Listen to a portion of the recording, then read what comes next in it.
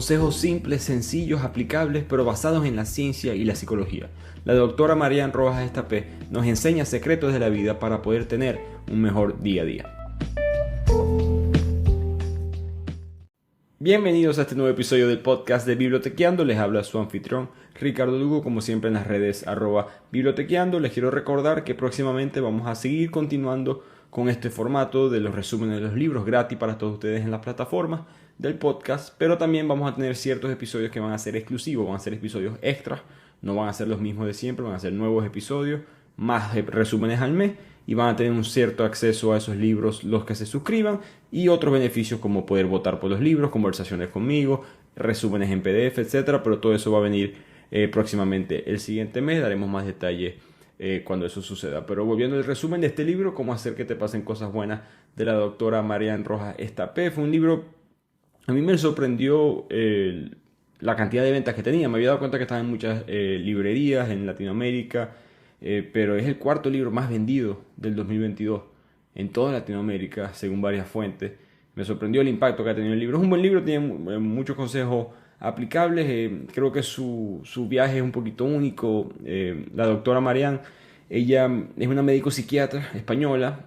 Para lo que terminó la carrera de medicina, ella no empezó a trabajar como doctora, digamos, directamente, sino que se fue a trabajar en un proyecto en Camboya, que estaba ayudando a las niñas que habían sido víctimas del tráfico sexual, la habían puesto en prostíbulos en contra de su voluntad, y ella ahí fue que se dio cuenta que su vocación era mucho más enfocada a la psiquiatría, y ahí fue que aprendió distintas técnicas para poder no solamente conectarse con las personas que habían sufrido traumas obviamente severos en esta triste realidad del mundo de hoy en día, sino que descubrió también cómo verle las cosas buenas de la vida hasta en los momentos más difíciles. Después terminó también ayudando a otras escuelas en el barrio del Bronx, siempre trabajando mucho con esto de los niños. Y desde el año 2013, ella es una profesora, le invitan mucho a la Escuela de Negocios IPADE en México, y en el 2018 es que publica ella su primer libro, que ha sido un éxito. Todavía es un éxito en toda Latinoamérica o en todos los países del habla hispana. Y creo que si se puede resumir el libro con una sola frase, es una frase que conseguí en este libro que me impactó, me recordó, porque se repite mucho el mensaje a través del mismo, es que las oportunidades están cerca, pero tienes que salir a buscarlas. Este concepto de la suerte está mal comprendido en la sociedad. Uno siempre piensa que, bueno, él tuvo suerte. No, por ejemplo, no, te ofrecieron ese trabajo, pero es que no, es que él consiguió a este tipo, o conoció a esta persona que lo conectó con esta persona, así fue que él consiguió ese negocio, o ella consiguió este negocio, etcétera, etcétera. Sí, eso es suerte y eso es parte de la vida, pero el hecho de que eso pasó no es necesariamente suerte. Tú tienes que establecer los pilares, las bases para que la suerte venga. La suerte no va a venir sola. La suerte va a venir porque tú vas a ir a buscarla. En la opinión de la doctora, pocas frases han hecho más daño que la de que vendrá cuando menos te lo esperas. Como que esa frase de que tranquilo, que esas cosas vienen solas. Ella siempre piensa que las cosas no vienen solas. Nadie va a venir a buscarte a tu casa y proponerte el proyecto de tu vida, ¿no? Hay que ir a buscarlo. Tienes que ir a generarlo, tienes que ir de una u otra manera, moverte en la ciudad, conocer a personas, hacer distintas cosas para que las cosas buenas sucedan. Y eso creo que el ejemplo es un poquito más quizás de emprendimiento, pero aplica para todo, ¿no? Porque ella se especializa en la intersección entre el cuerpo y la mente. Trabajo, la experiencia, los estudios de ella te explican, ¿verdad?, cómo vivir una vida feliz en este libro. Así que a mí me gustó mucho el libro, se los recomiendo si lo quieren leer con más detalle. Yo voy a resumir aquí los puntos más importantes, pero creo como todas sus opiniones de ella tienen esta experiencia única en Camboya, más sus pacientes que ya ha tenido, combinado con todos los estudios psiquiátricos, esta combinación de ciencia con vida real, es algo muy único quizás o particular de esta historia. Así que empecemos con el resumen. La doctora empieza explicando el concepto de la felicidad y nos explica que mucha gente trata de venderte la felicidad en el sentido como si fuera una definición, como si tú pudieras tangiblemente decir esto es felicidad. Esta casa, este trabajo, esta cantidad de dinero, este tipo de pareja, este tipo de estilo de vida, etc. Cuando en verdad la felicidad es algo que se experimenta, no es algo que vas a poder simplemente definir. Por ende, ella piensa que hay mucha gente que no consigue la felicidad porque sigue buscando esta definición que nunca llega. Una de las razones por la cual ella se involucró en este mundo de la psiquiatría es que veía demasiadas personas con tendencia a sufrir y quejarse de cualquier cosa, independientemente de su situación. Por supuesto hay cosas que sí uno tiene que quejarse y que sí te van a hacer sufrir en la vida, todos hemos pasado por ahí, pero hay personas que pareciera que la sensibilidad a los momentos, a los problemas, no se ajusta, ¿no? Como que esta sobreabundancia que tenemos no se ajusta en nuestro cerebro, que en verdad el mundo de hoy en día es más rico que nunca. Hay subes y bajas, las cosas empeoran aquí, mejoran allá, pues en general el mundo está mejor que nunca. Por esa sobreabundancia la hemos normalizado y no nos hemos nivelado con este materialismo, digámoslo así. Esta acumulación de cosas suele ser una definición de felicidad, o esta acumulación de quizás de estatus social, etcétera, etcétera, suele ser la definición de la felicidad, cuando en verdad no lo es.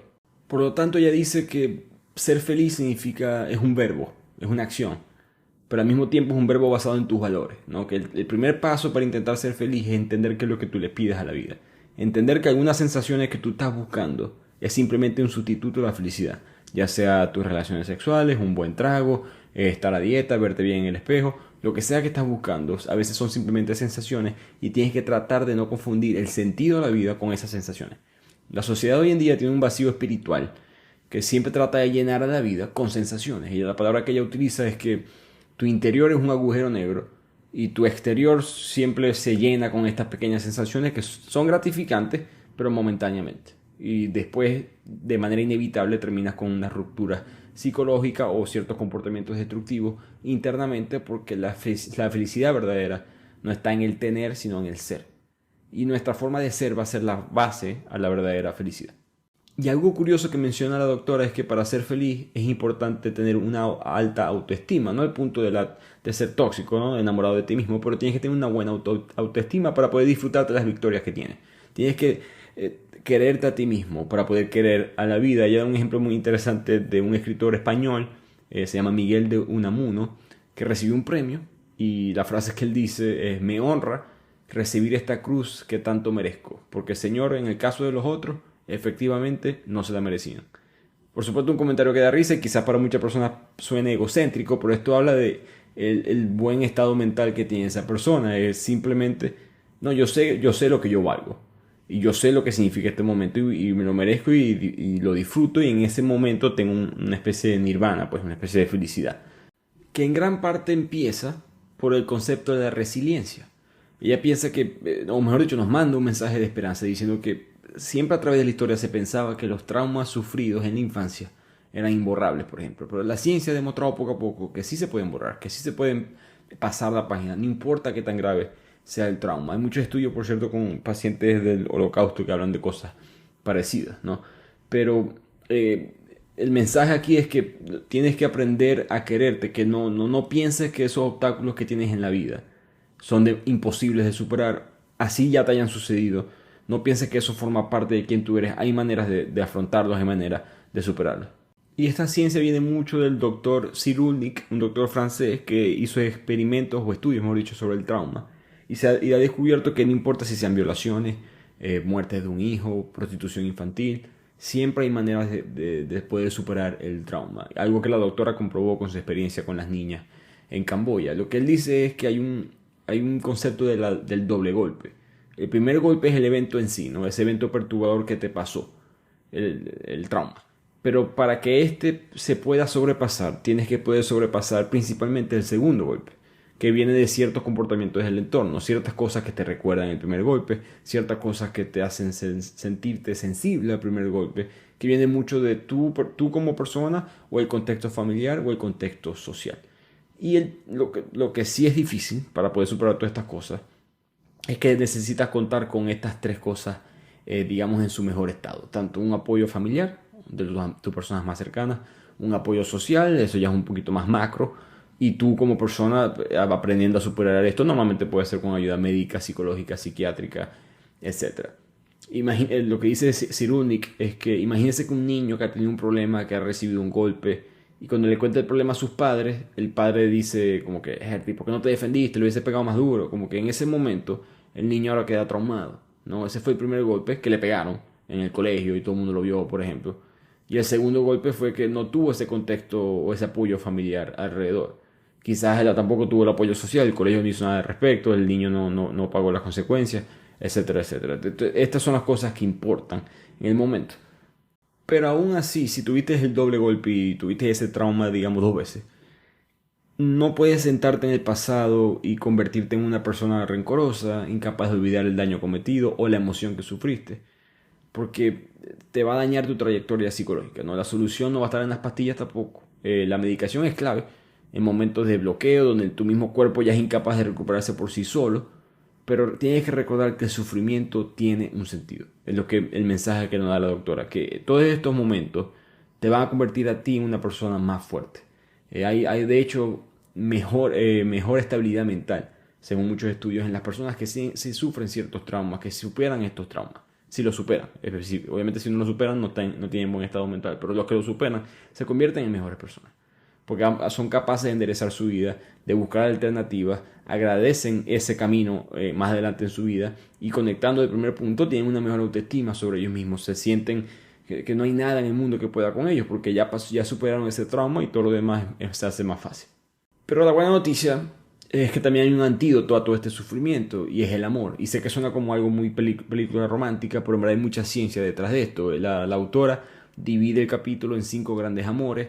Primero el amor a ti mismo y me parece curioso que ella menciona el amor sano. Ella hace énfasis en la palabra sano porque no puedes amarte a ti mismo al punto que subes 25 fotos de ti en Instagram todos los días. Eso no es un amor sano. Pero la autoestima, volviendo al punto original, el amor a una persona, el amor a los demás, el amor a los ideales y a las creencias, no necesariamente religiosas, sino a las creencias de tus valores, pues, y el amor a los recuerdos. Entonces ya la autoestima la tocamos un poco, tocando el amor a una persona.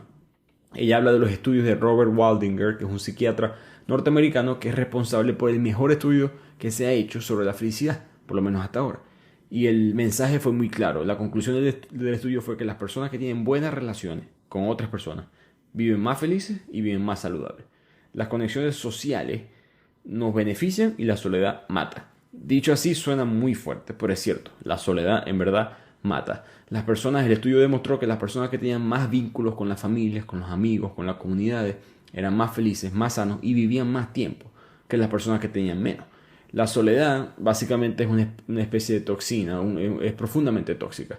Las personas que viven aisladas de la sociedad, ya sea por razones de decisión propia o forzadas por la sociedad, tienden estadísticamente a vivir con menos felicidad y son más susceptibles de empeoramiento de la salud, especialmente en la mediana edad, ni siquiera ya cuando están en edad más avanzada, ya a los 60, 70 años, sino en los 30, 40 años ya son más propensos a tener distinta, digamos, decadencia.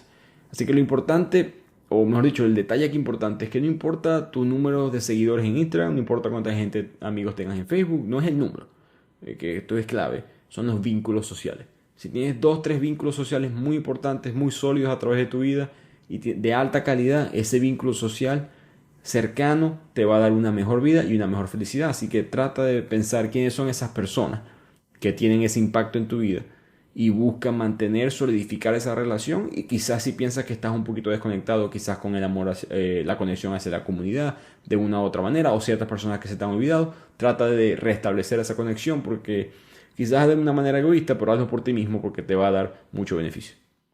Y la doctora nos da unos tips de cómo demostrarle este amor a las personas. Dice que primero hay que mostrar interés por ellas. Tienes que hacer un esfuerzo de profundizar en sus vidas, recordar datos importantes. Ah, no, sí, tu cumpleaños. Ah, verdad, tus vacaciones que tú tomaste. Tú me contaste que esto estaba pasando en tu trabajo. Con la tecnología de hoy en día creo que no hay excusa para no tener esto guardado de una u otra manera, ¿no? Cuando estás mandando un mensaje con alguien, tú puedes darle estrellita a un mensaje, guardarlo para después, puedes releer eso de vez en cuando y darte cuenta, ok, sí, esta persona, y mira, María, ¿qué fue lo que pasó con tal y tal? Y ese pequeño mensaje hace mucho avance en el vínculo entre una persona u otra. Segundo tip que ella da es evitar juzgar. Este es muy difícil para las personas, me incluyo, pero ella dice una frase que me gustó mucho, que es el silencio es el portero de la intimidad.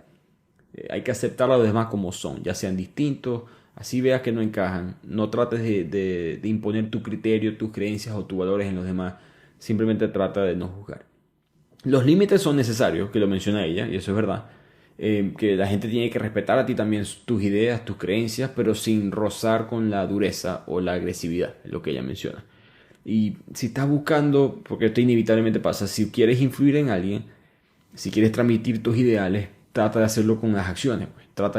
Repito, el silencio es el portero de la intimidad. Trata de tú ser el buen ejemplo y eso va a hacer la relación más fuerte aún.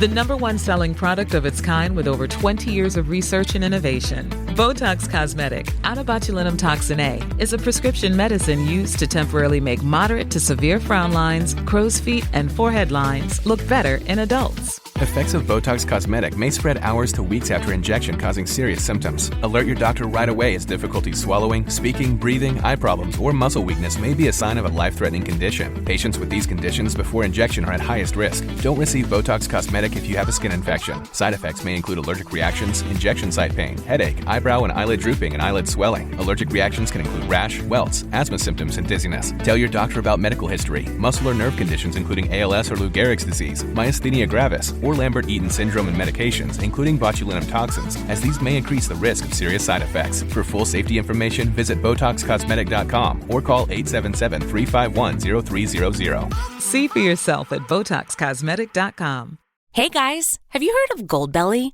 It's this amazing site where they ship the most iconic, famous foods from restaurants across the country, anywhere, nationwide. I've never found a more perfect gift than food. Goldbelly ships Chicago deep dish pizza, New York bagels, Maine lobster rolls, and even Ina Garden's famous cakes. So, if you're looking for a gift for the food lover in your life, head to goldbelly.com and get 20% off your first order with promo code GIFT. That's goldbelly.com, promo code GIFT. Tercer tip que ella menciona, parece mentira, pero la data muestra que esto es muy poderoso, que es la risa, la sonrisa. Trata de reírte con ellos. La risa es la distancia más corta entre dos personas, es la frase que ella utiliza. Cuarto tip, ayuda si puedes. No tengas miedo a ofrecer tu ayuda en algún tipo de cosa. La gente siempre necesita ayuda. Ahorita tú y yo tenemos varias cosas en la lista de que tenemos que hacer para la semana, y si alguien pudiera decirnos, yo te puedo ayudar con uno, eso vale oro. Y si trata de ofrecerte para muchas cosas dentro del marco de las cosas que son posibles. Otro tip es no tengas miedo de sentirte vulnerable, de pedir esa ayuda. Es algo que a mí personalmente me cuesta mucho. Yo soy muy reservado en esa manera. No me gusta apoyarme en los demás. No molesto, no quiero que me molesten, pero hay momentos que eso toca apoyarte en los demás, porque eso va a crear relaciones fuertes con otras personas. Trata de hablar bien de las demás personas, trata de no criticar. La crítica es casi un deporte internacional, lo que menciona ella, y es verdad. No importa, todo el mundo se equivoca. Y cuando tú hablas especialmente con nuevos círculos de personas y lo que estás haciendo es criticando a otras personas, tú nunca quedas bien. Nunca vas a quedar bien criticando a otra persona enfrente de personas a las espaldas de otra persona, vamos a decirlo así. Y por último, trata de ser amable, que es más importante de lo que uno puede imaginar y es más difícil de lo que uno puede imaginar. La ciencia detrás de esto es que la amabilidad genera endorfina, las cuales a su vez reducen los niveles de cortisol, las hormonas del estrés, las hormonas de la ansiedad, aumentan la oxitocina, que es la hormona del amor, de la confianza. Por lo tanto, a través de la amabilidad uno puede mejorar la hipertensión, problemas cardiovasculares, disminuye la sensación de dolores. Todos estos efectos conducen a esa sensación de equilibrio, bienestar interior, en otras palabras, felicidad. Que por lo mismo, la doctora tiene una sección en el libro que dice que lo que el mundo necesita es oxitocina, no la droga, digamos, el oxy, la droga como tal, sino que necesita que haya más confianza y más empatía. En el mundo hubo un instituto de investigación en la Universidad de Zúrich que demostraron que la oxitocina potenciaba la capacidad de las personas para confiar en su dinero, su patrimonio, su ahorro, que recordemos que la confianza está muy ligada a la autoestima, que ya mostramos el poder de la autoestima con la felicidad. Por lo tanto, cuando los niveles de oxitocina se elevan por encima de lo normal, hay gente que los tiene bajo y necesitan medicamentos psiquiátricos porque necesitan estar en el nivel estándar, ¿no? Pero la gente que se puede elevar naturalmente por encima de lo normal, esas sensaciones, esas emociones de amor, empatía y compasión son más intensas aún. Lo repito, cuando son natural. Lo que está pasando en verdad es que la amígdala del cerebro, que es la zona encargada del miedo, se desactiva. Imagínense que tu cerebro ya no puede sentir miedo. No se preocupen que el miedo, digamos, natural, evolutivo, del miedo de que hay un tipo con una pistola cerca, lo que sea, ese miedo siempre se va a activar. Pero el miedo por las cosas pequeñas, relativamente pequeñas, la ansiedad, la angustia, obsesiones, pensamientos negativos, disminuyen virtualmente por completo cuando la oxitocina se eleva. Por lo tanto, ese es el mensaje de que el mundo necesita más actividades que generen oxitocina. Así que ya aprendiendo todo esto, la doctora nos dice, prueba a ser amable, nos manda una tarea básicamente. Trata durante las próximas semanas, escoge alguna persona que te cueste como que estar feliz con ella, e intenta generar un vínculo más agradable con esa persona, trata de conectarte más aún. Ella dice que le pregunta muchas veces a sus pacientes, ¿qué es lo que haces tú por los demás? Porque todos los pacientes llegan con esta actitud de que me merezco esto o me está pasando esto. Y es re importante recordar, pero tú qué estás haciendo por los demás. Porque, repito, volviendo al punto original, tú tienes que buscar que la suerte suceda, tú tienes que buscar las oportunidades. Entonces, si tú no buscas mejores relaciones con los demás, no vas a tener de repente mágicamente mejores relaciones. Tú tienes que hacer que esas sucedan. Viktor Frankl, un maestro en muchos aspectos de este aspecto de la psicopatología de las masas, él hizo muchos estudios durante la Segunda Guerra Mundial y él insistía en una idea que era que al hombre, esta frase de esa época, pero el hombre y la mujer por supuesto, pero al hombre se le puede arrebatar absolutamente todo, exceptuando la última de sus libertades humanas, que es la elección de su actitud ante la vida. No es nada que creo que ustedes no han escuchado, pero tu reacción hacia las cosas es lo que más importa. Como decía Einstein, preocúpate más por tu conciencia que por tu reputación, porque la conciencia es lo que eres, la reputación es simplemente lo que los demás piensan que tú eres. Entonces tienes que entender tú mismo qué es lo que tú eres con los demás, y eso empieza con acciones. Así que esa es la tarea que nos manda la doctora en esta sección. Escoge a alguna persona que te cueste, no elijas a alguien fácil, no elijas al amor de tu vida, a tu pareja, elige una persona con la que quizás no te llevas al 100% y trata de crear un mejor vínculo con esa persona. Y de aquí pasamos a una parte muy interesante del libro, quizás mi preferida, que habla de el amor a los recuerdos. Ya no es el amor a ti mismo ni el amor a las personas, sino el amor a los recuerdos. Esto a mí me gustó porque creo que muchos libros hablan de tener que olvidar tu pasado, ¿no? De vivir en el presente. No piensas en el futuro, no piensas en el pasado, vive en hoy. Eso no es tan fácil de hacer. Uno. Y dos, bueno, hay muchas cosas en mi pasado que son buenas. Yo no las quiero olvidar. Yo no las quiero como que distanciarme de ellas totalmente. Es importante tener esos recuerdos. Y la doctora explica que el mismo Viktor Frankl, estudiando a los prisioneros que llegaban al campo de concentración de Auschwitz, decían que él se empezó a dar cuenta de que había gente que moría inmediatamente. Básicamente llegaban a Auschwitz, independientemente de su estado físico, fallecían pocos días después de llegar. No, y cuando digo fallecían, no morían porque eran asesinados o eran cremados, vivos obviamente, en la cámara de gas, lo que sea, eran simplemente se desplomaban, morían internamente. Lo que el doctor decía es que las personas que sobrevivían eran los que tenían una especie de finalidad, un objetivo, un sentido a su vida. Tenían razones por las cuales ser felices. La habían perdido, obviamente, pero todavía tenían el recuerdo de esa felicidad y eso era un motivo para seguir viviendo. Si recuerdan el resumen que hicimos hace unos meses del El tatuador de Auschwitz, el libro de Heather Morris, en el cual el personaje principal, Leo Sokolov, está en Auschwitz y desde el primer día que pisa Auschwitz se da cuenta de que él necesita tener una meta y esa meta es: yo voy a salir vivo de aquí. Y parte de esa meta incluye sus bonitos recuerdos de su familia, su bonito recuerdo de su libertad, de su vida anterior en Eslovaquia. Él nunca pierde ese norte, esa estrella de lo que él quiere ser, lo que él considera felicidad. Por supuesto, él no está feliz estando en Auschwitz, pero él sabe que por lo menos tiene eso para agarrarse. Recuerdo un mensaje muy fuerte en el libro que habla de que en una conversación que él tiene con otro prisionero, que Leo Sokolov está hablando con uno de esos prisioneros que ya está al borde de la muerte, que no puede más, tanto físico como mentalmente. Y Leo le dice: tienes que entender que ellos no le vamos a ganar. No, estos nazis nos tienen con hambre, torturados, violados, nos están matando todos los días.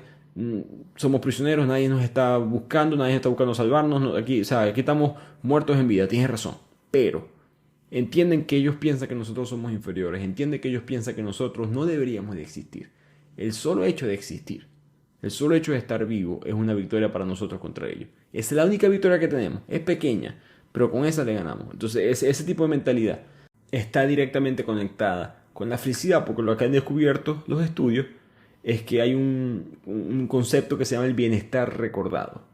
Recordar eventos gratificantes, emotivos o alegres del pasado permiten a tu organismo liberar unas sustancias bioquímicas, que son antidepresivas. En otras palabras, tú puedes engañar a tu cerebro. No, si estás preso, estás en el peor momento de tu vida, aún así, tú puedes engañar a tu cerebro de que, hey, mira, te recuerda aquel día con la familia, recuerda aquel día tal, y tu cerebro básicamente como que coge vida, vamos, en manera quizás más coloquial.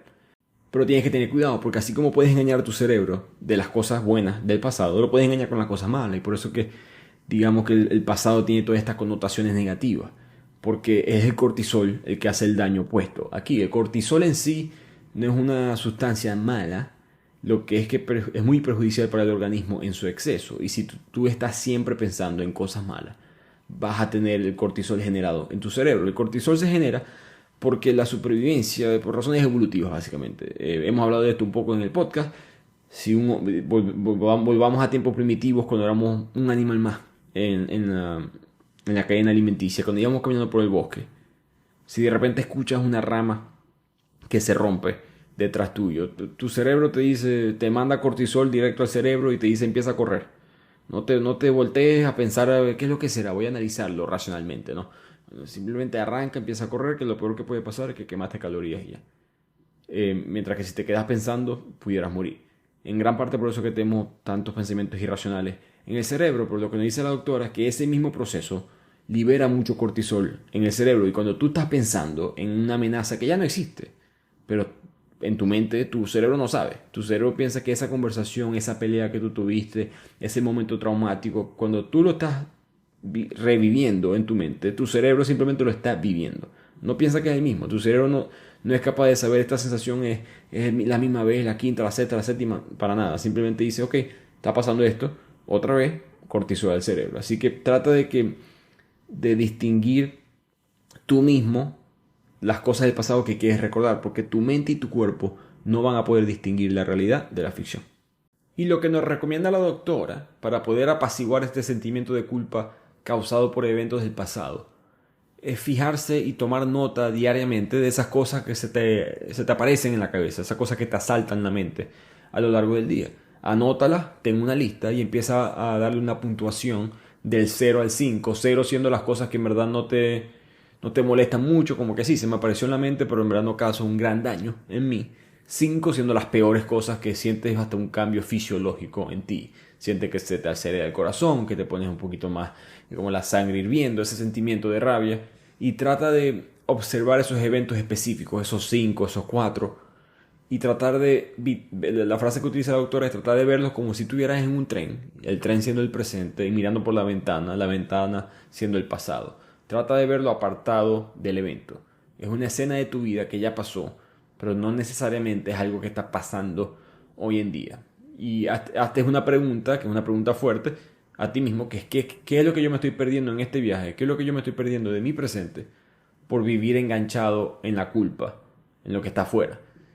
Y así vas a poder ser feliz contigo mismo. El no poder hacer eso va a causar muchos daños en ti, principalmente la depresión. Muchos estudios muestran de que la gente que está muy deprimida en verdad está sufriendo mucho de este fenómeno de no poder separar el pasado del presente. Y la depresión es una enfermedad que, como todas, tiene unas causas, unos síntomas, un pronóstico, tratamiento, pero al mismo tiempo tiene una posible prevención.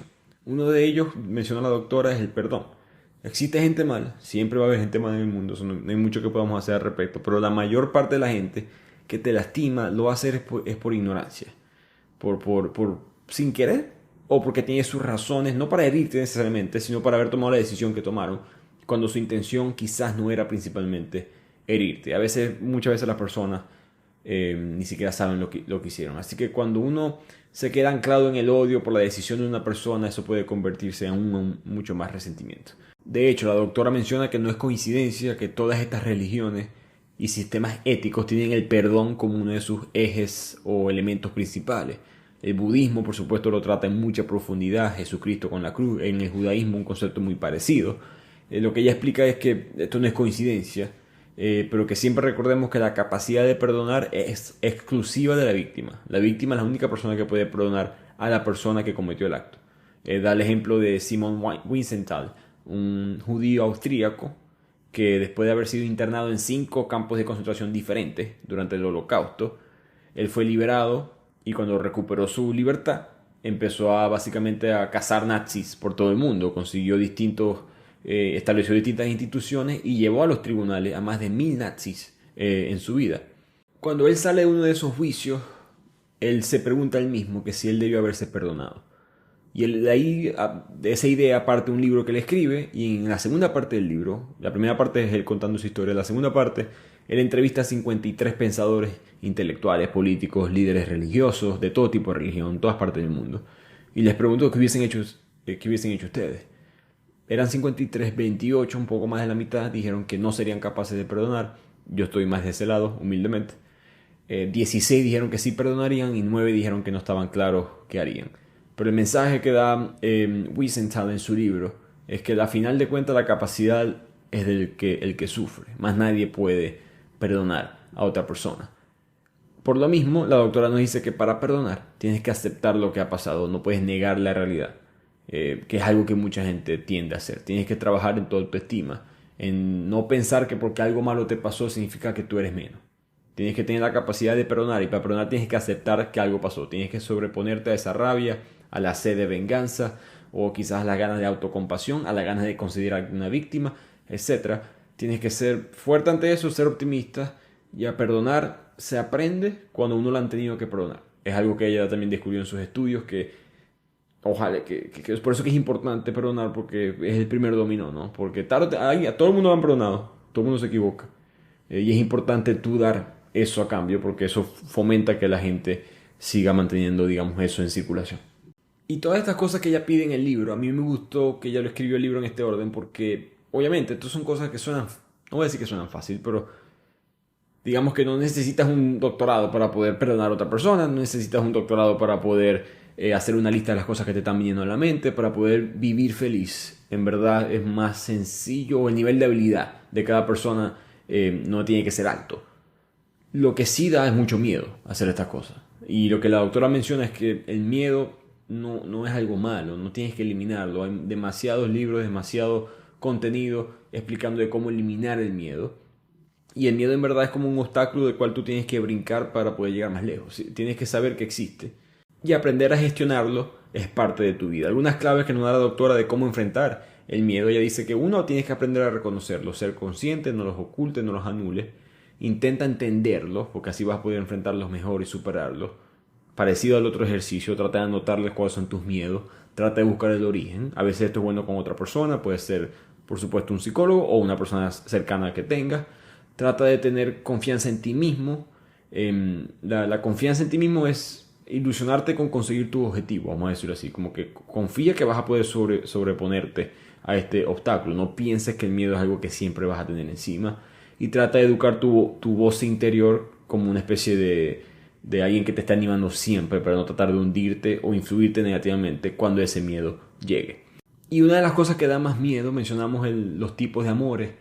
El amor a las creencias, ¿no? El sistema de creencias es algo muy fuerte de enfrentar, lo que dice la doctora, porque no solamente te han repetido desde niño cuál es la creencia con la que te criaron, y no estamos hablando necesariamente de religión, puede ser lo que sea, pero desde niño te la han repetido, la sociedad te la puede volver a repetir, la escuela te la repite, el trabajo te la repite, y hay que tener un coraje para poder enfrentar al mundo de esa manera, porque parte de tu miedo es social, es evolutivo, lo tienes programado, que van a pensar los demás de mí, y eso es un miedo muy fuerte de enfrentar, que uno de los amores más difíciles es el amor con las creencias, porque tienes que estar muy seguro de lo que estás creyendo, ¿no? Las creencias te van formando a lo largo de la vida, idealmente tú las vas moldeando, te vas dando cuenta que sí tenían razón aquí, no tenían razón acá, y tú poco a poco vas creando tu propia verdad, pero el problema es que hay muchas creencias que te limitan. Por ejemplo, repito, no tiene que ser religioso. Una creencia puede ser que solamente si yo soy delgado puedo ser feliz.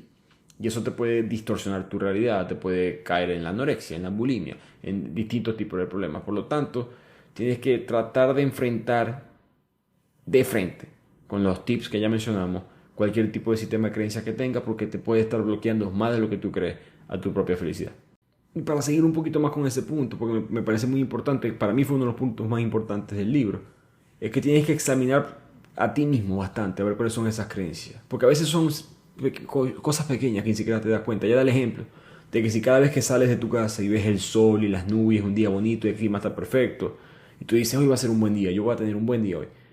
Eso es un sistema de creencia que te está ayudando. Te estás tú mismo engañando, pensando que solamente cuando los días son así, o que porque el día está así, tienes una batería extra, una cierta energía extra, porque ¿qué va a pasar cuando las nubes estén grises, o esté lloviendo, el día esté feo, el clima está horrible? Tu sistema de creencia te va a limitar, ¿no? Si llegas a una cena con los amigos y algo no te encaja, te sientes incómodo, hay alguien que no te gusta, que piensa políticamente diferente a mí, eso es un loco, es una loca, etc. Ahora tienes una experiencia negativa, ¿no? La comida vas a ver peor, el trago no te va a gustar, las conversaciones no las vas a pasar bien. Tienes que educar tu mente a regular tus emociones, porque no hay, parece mentira. Pero así estés pasando rabia con una persona porque tus creencias te están afectando, lo que estás haciendo es saliéndote del presente. Para vivir en el presente tienes que apartar un poco de esas creencias que te limitan de ti mismo. Y aquí el libro pasa a la primicia original, de que si quieres que te pasen cosas interesantes hay que ir a buscarlas. Entonces, ¿cómo hacemos para que nos pasen cosas interesantes? La doctora explica que el sistema reticular activador ascendente, el SRAA, es una parte de tu cerebro que captura toda la información y después filtra la información. En otras palabras, te dice qué es lo que importa y qué es lo que no. Si les ha pasado esto de que de repente, digamos el ejemplo de una mujer que está embarazada y poco a poco en su día a día se empieza a dar cuenta que hay mucha propaganda de artículos de bebé, que de repente muchas parejas en su edificio también están embarazadas o acaban de tener un hijo. No, en verdad, la realidad no es que hay un boom de natalidad. Lo que está sucediendo es que tu cerebro está más sensible a esa información. De la misma manera, la mayoría de las personas no les suceden cosas interesantes en su vida. Es porque no saben qué quieren que les suceda. Tu cerebro tiene millones de bits de información.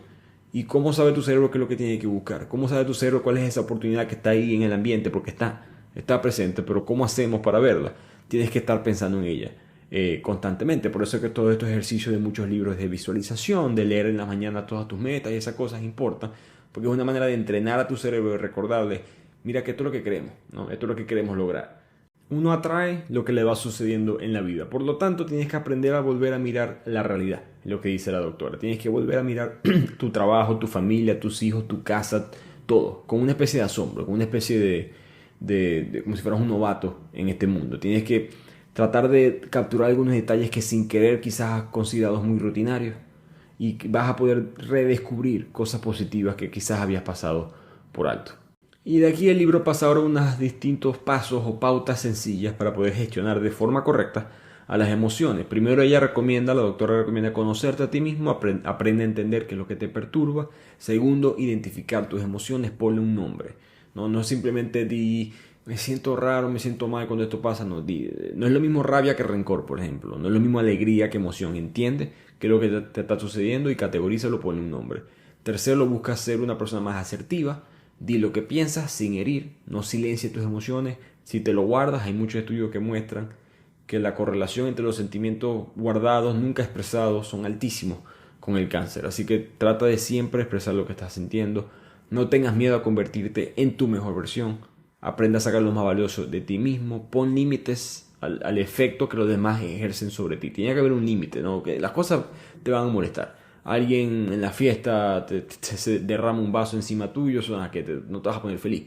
No, pero tiene que tener un límite de qué tan bravo, molesta te vas a poner por eso. Tiene que haber un límite. Y si te pasas ese límite, entiende que ya es tu error en tú no saber controlar lo que te está sucediendo.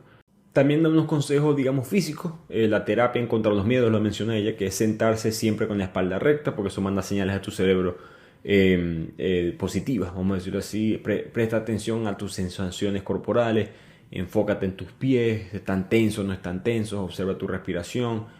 Antes de entrar, digamos, a un cuarto, aprende a cómo te estás sintiendo justo antes, ¿no? Y aprende a respirar. Esto lo enseñan mucho en clases de hablar en público. Siempre respira antes de presentarte, porque eso engaña a tu cerebro, le hace pensar que estás relajado, porque respirar lento solamente pasa cuando estás relajado, no va a pasar en otra situación. Trata de por lo mismo colocar una mano sobre tu pecho y otra sobre el vientre y trata de identificar qué tan rápido estás respirando y ahí puedes tú básicamente tratar de reducir esa velocidad. Como un dato curioso, según unos estudios realizados por la Universidad de Harvard, el 75% de las personas que han sufrido un trauma se han recuperado. Así que no pienses que es imposible recuperarte. Lo triste es que mucha gente lo recupera ya muy tarde, ya cuando pasaron, entre comillas, los mejores años de su vida, o cuando ya quizás se dieron cuenta que desperdiciaron bastantes años de su vida. Hay que ser optimista. La ciencia te dice que tienes 75% de chance de poder superar lo que sea que te haya pasado. Así que no tengas una mente negativa, practica todas estas cosas que sí te van a ayudar. Y de aquí llegamos ya a la parte final del libro y vamos a simplemente resumir unos últimos conceptos antes de terminar este episodio. La doctora habla de la cronopatía, que es la obsesión por aprovechar el tiempo, que es algo que siempre hemos sufrido, pero que ahora con esta era digital está peor. Ella nos recuerda que Sean Parker, si se acuerdan de él en la película de Facebook, Sean Parker, el personaje, el actor es Justin Timberlake. Él ya ha admitido que Facebook juega con la mente de sus millones, ya billones de hecho, de usuarios. Por lo tanto, tenemos que evitar caer en estas redes sociales. Yo sé que esto suena muy fácil o digamos muy repetido, pero es algo que todos los psicólogos, todos los psiquiatras, todos los libros que yo leo de este tema te dicen: aléjate de las redes sociales. Se lo estoy diciendo yo, alguien que depende de que ustedes me vean por las redes sociales o que me estén escuchando ahorita. Por el bien de su salud mental, traten de evitar las redes. Solamente utilícenlas para las cosas que ustedes de verdad sienten que consiguen valor. De verdad sienten que yo aprendo algo, yo mejoro como persona por haberme estado 5 o 10 minutos leyendo sobre esto, escuchando esto, etc.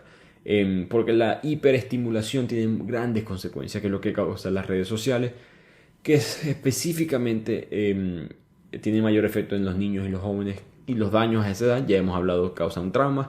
Te evita desarrollar esas habilidades para mejorar para lidiar con distintas situaciones en la vida, y tenemos una generación futura que no va a estar muy estable mentalmente, y creo que estamos viendo ya un pequeño inicio de eso.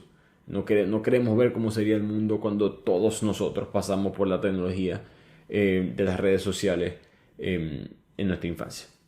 Después ella explica de cómo bajar eso, un poco, cómo bajar esa ilusión de satisfacción que te dan las redes, cómo bajar el cortisol. Básicamente el ejercicio es una de las formas más efectivas para combatir esto, y el estrés, la ansiedad y la depresión. Trata de practicarlo con regularidad. Y sé que han escuchado eso antes, ejercicio, etcétera, etcétera, pero te voy a asustar un poco. Según los datos de la Organización Mundial de Salud, el sedentarismo tóxico, en otras palabras, el no hacer nada, el no estar activo físicamente, es considerada la 4ª causa de muerte más alta en el mundo. En otras palabras, no hacer ejercicio mata. No pienses que hacer ejercicio te va a ayudar, es que no hacer ejercicio te está matando al mismo nivel de otras cosas tóxicas para ti, como pueden ser sustancias, cigarros, alcohol, etc. Así que trata de hacer ejercicio por lo menos al 40% de intensidad, porque eso va a poder reducir el nivel de cortisol. Al mismo tiempo, puedes bailar. Eso es una forma de ejercicio. No pienses siempre que ejercicio es ir para el gimnasio. Busca una actividad que te guste, juega tenis, practica algo, trata de tener una dieta sana, exponerte al sol, pasear en la naturaleza, escucha música. En otras palabras, vive. Ten vitaminas entrando a tu cuerpo de distintas maneras. Y por último, pasemos ya al último concepto, que es manejar a las personas tóxicas. Todo el mundo tiene esa persona tóxica. No necesariamente tenemos a alguien en el diario. Idealmente no tienes una persona tóxica en tu diario. Si es así, busca ayuda. Pero siempre hay distintas situaciones en la vida que a lo mejor vas a enfrentarte con esa persona. Y por ende la doctora da aquí unos pequeños consejos. Siempre menciona tratar de ser discreto. En otras palabras, no des mucha información personal a esa persona, porque la puede utilizar. Le estás dando balas, básicamente, para hacerte daño. Trata de alejarte si puedes. A veces no puedes porque son parte de tu familia, o parte de tu círculo social, o parte del trabajo. Trata aún así de arruinarlas, y si no, aprende a convivir con ellas, ¿no? Trata de entender que tú eres el que responde a la toxicidad de esa persona. Así que trata de simplemente controlar ese sentimiento a través de ignorarlo, de simplemente ignorar todo lo que ellos dicen. Y algo arriesgado que ella propone es perdonar. Ya hablamos de eso un poco en el libro. Si lo puedes hacer, trata de hacerlo. Y por último, tratar de tener cerca a las personas vitaminas. Si puedes, ese es el concepto de personas vitaminas, es el siguiente libro de la doctora. Pero ese concepto de personas que te ayudan, que te elevan, que te sientes mejor cuando esa persona está alrededor tuyo. Trata de que si vas a ver a esa persona tóxica, esa persona que te ayuda esté ahí, porque eso contrarresta mucho y puede hasta silenciar la toxicidad de esa otra persona. La doctora puso una frase de Vincent Van Gogh, del pintor, que dijo que si hay una voz que te dice que no pintes, pinta con fuerza, y así vas a callar a esa voz. En la psicoterapia pasa algo muy parecido, que es que tienes que hundir esos pensamientos negativos, no escondiéndolos, no ignorándolos, simplemente actuando acorde de tal manera que ya puedes pasar la página con esos sentimientos.